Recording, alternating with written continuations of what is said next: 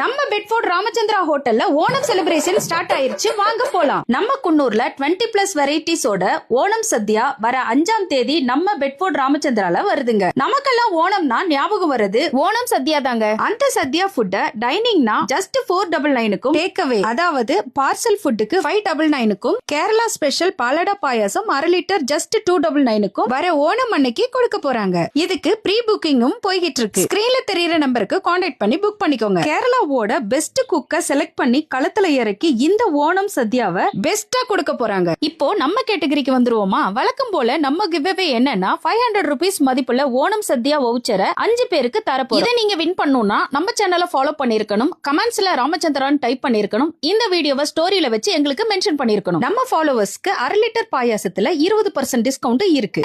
அப்ப நம்ம ஓணம் சந்தியால ராமச்சந்திரால சந்திப்போமா?